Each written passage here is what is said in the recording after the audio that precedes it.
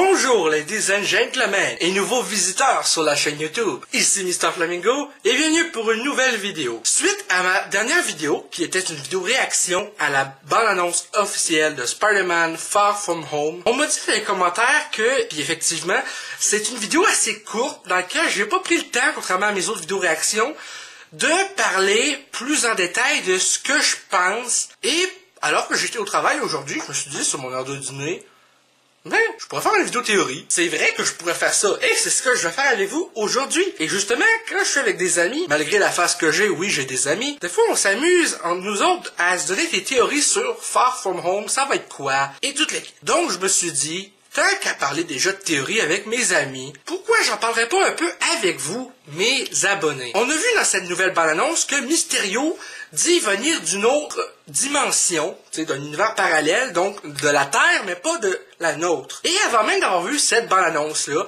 j'avais déjà des petites théories, juste après avoir vu la première bande-annonce officielle, que j'avais également regardée en vidéo sur ma chaîne. Une des premières théories, c'est que les élémentales qu'on voit dans les deux bandes-annonces sont en fait que des illusions créées par Mysterio, puisque on sait tous Quarterback est un spécialiste des effets spéciaux. Et je me suis dit, après avoir vu la première bande-annonce, comme Mysterio est normalement un méchant dans l'univers de Spider-Man, et si, dans le fond, ça serait lui le vrai méchant de ce film, et aussi, et s'il n'avait pas créé les élémentales en tant qu'illusion, pour après ça gagner tout le crédit de j'ai réussi à les battre. Donc ça c'est une de mes théories. C'est le coup monté global de Mysterio pour être vu comme un héros. Vu les photos de tournage, et aussi un autre truc qui vient appuyer ma théorie, c'est que lors des photos de tournage, lorsque la fin du tournage approchait, on voyait une photo dans laquelle Tom Holland est habillé dans son costume noir de discrétion, tu sais, le costume un peu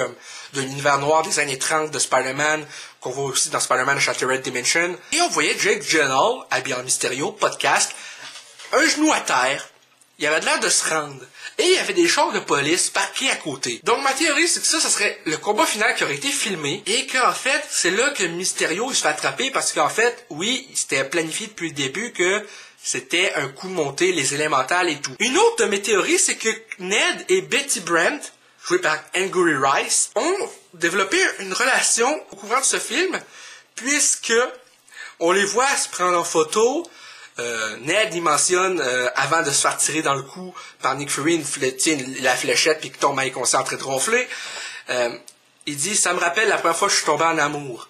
Est-ce qu'il allait faire allusion à ça? Parce qu'ils ont de l'air pas mal proches dans les photos de tournage et dans les bandes annonces. Et j'ai lu également un article là-dessus qui laissait présager que, en tout cas, je suis pas tout seul à avoir pensé ça en voyant les photos. Et aussi, je me doute un peu que le personnage joué par Zendaya, Michelle M.J. Jones, qui a bizarrement été traduit par Mary Jane dans la première bande-annonce de Spider-Man Far From Home, alors que dans le premier Homecoming, c'était Michelle MJ, c'est ça qui est bizarre. En tout cas, les traducteurs se sont vraiment merdés sur la traduction dans la version double au Québec de l'ABA. Mais en tout cas, dans la bande-annonce, elle devine que Peter Parker est Spider-Man, et aussi on les voit se rapprocher tout au long de la première et deuxième bande-annonce. Surtout, tu sais, quand Peter dit à Nick Fury, je veux juste vivre mes vacances, passer du temps avec la fille que j'apprécie et lui dire ce que je ressens. Et alors quelque chose me dit qu'elle va remplacer la Mary Jane qu'on connaît dans les films de Sam Raimi, par exemple, qui était joué par Kirsten Dunst,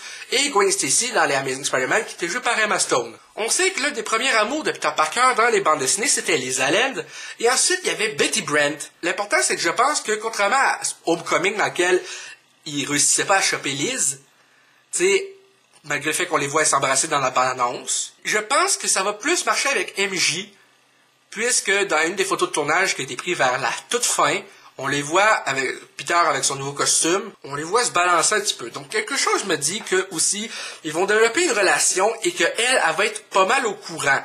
Mais ça, ok, c'est pas juste une théorie, ça a l'air pas mal obvious pour tout le monde, je pense. Et j'espère vraiment que ma théorie sur Mysterio, qui est le méchant, et que c'est tout planifié depuis le début, j'espère vraiment que ça va se concrétiser, parce que je pense que cette idée-là a du potentiel d'être vue au cinéma dans ce film Spider-Man. Dans tous les cas, laissez-moi savoir dans les commentaires ce que vous voudriez voir dans ce nouveau Spider-Man. C'est un peu ça que j'ai à dire, donc si cette vidéo vous a plu, N'hésitez pas à me dire dans les commentaires, à laisser un petit like, ça fait toujours plaisir, et un abonnement à ma chaîne pour de nouvelles vidéos chaque semaine.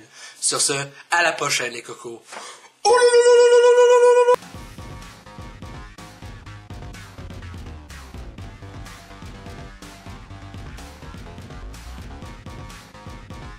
Hey le grand, c'est quoi que t'attends pour t'abonner, sacrament?